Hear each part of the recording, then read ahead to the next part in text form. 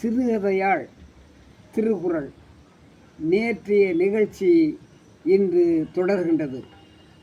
செத்தவன் போல படுத்திருந்த பாலுவை கரடி ஒன்று உச்சி முதல் உள்ளங்கால் வரை மோர்ந்து பார்த்துவிட்டு கடைசியாக காதையும் மோர்ந்து பார்த்துவிட்டு இவன் இறந்து விட்டான் என்று கருதியவாறு அங்கிருந்து செல்லுகிறது. இதை கவனித்த மரத்தில் இருந்த ராமன் இறங்கி வந்தான். இறங்கி வந்தவனை பார்த்து பாலு கேட்டான், ராமா, மரம் ஏறத் தெரியாத என்னை கரடியிடம் மாட்டிவிட்டு நீ மரத்தில் ஏறிவிட்டாயே என்று கேட்க வாயடைத்து நின்றான் ராமன். அப்பொழுது அங்கு வந்த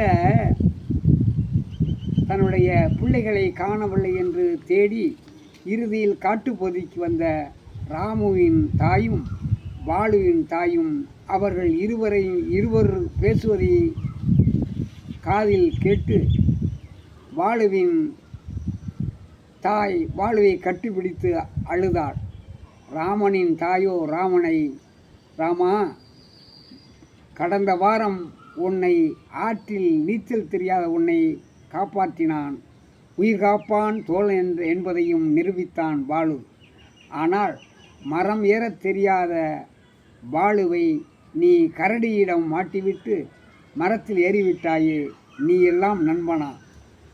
மனம் தூய்மை, செய்வனை தூய்மை, இவ்விரண்டும் இனம் தூய்மை தூபா வரும் என்று வள்ளுவர் சொல்லுகின்றார். மனமும் ஒருவன் செய்கின்ற செயலும் தூய்மையாக உண்மையாக இருக்க வேண்டும். அது அவன் சேர்ந்த இனத்தினுடைய உறவினுடைய நட்பினுடைய தூய்மையாகும் என்பதை வள்ளுவர் அழகாக சொல்லுகின்றார். நானும் பாலுவின் தாயும் 1வது படிக்கின்ற முதல் கல்லூரி படிக்கின்ற வரை இன்று வரை நண்பர்களாக இருந்து வருகின்றோம். ஆனால் நீயோ நட்பு என்றால் என்ன என்று தெரியாமல் நீ இருக்கின்றாய்.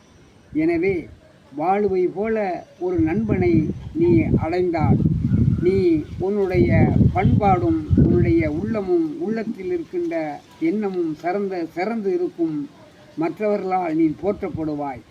எனவே நீ படித்த கல்வியின் பயனை அறிந்து உன்னுடைய அறிவை பயன்படுத்தி பிறருக்காக வாழ நீ கற்றுக்கொள்ள வேண்டும் என்று தாய் அவனை ஆத்திரத்துடன் அறிவுரை சொன்னார்.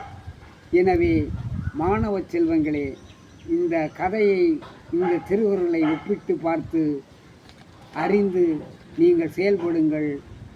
நாளைய இளைஞர்களே, இன்றைய மாணவர்களே, நன்றி.